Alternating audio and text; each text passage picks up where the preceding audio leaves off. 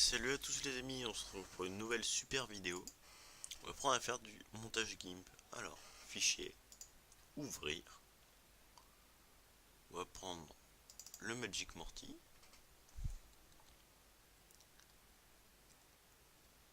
Alors, on va prendre l'outil sélection rectangulaire. On va sélectionner tout le personnage qui nous intéresse. On va prendre ça, puis on va prendre la super baguette magique. On fait Shift, clic. Comme ça, il y a tout qui est sélectionné. Ensuite, clic droit, sélection inversée. On supprime, comme ça, il y a tout qui est inversé.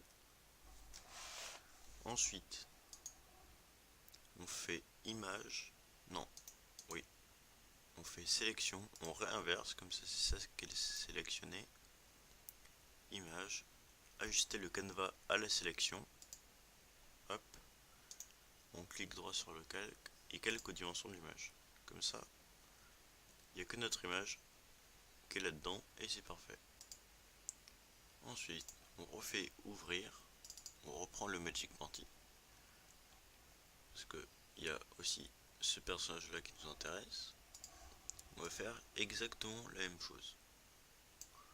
On va prendre ça, Shift, baguette magique, sélection inversée, on supprime, on inverse encore une fois, clic droit, image, ajuster le canevas à la sélection, on clique droit sur le calque, calque aux dimensions de l'image, on a ça.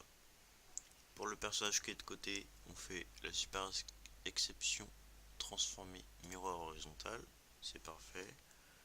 CTRL C, CTRL V, on lui donne un nom parce que sinon ça marche pas. Et donc là on voit qu'il y a bien les deux. On va faire clic droit là-dessus, image, taille du canevas.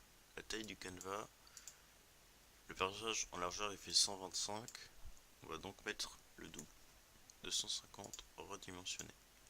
Comme ça il y a la place pour les deux. Et là, au lieu de le déplacer et d'essayer de faire un truc à peu près précis, on fait clic droit, modifier les attributs du calque, et là on va mettre 125, 0. C'est son décalage par rapport au point 00 qui est ici. On valide, et là les deux personnages sont positionnés parfaitement. Ensuite, c'est pas encore fini. On va clic droit sur chaque calque, faire taille des bords du calque, et là, en hauteur, on va le descendre à 125. Et du coup, on va tout décaler au maximum. Hop.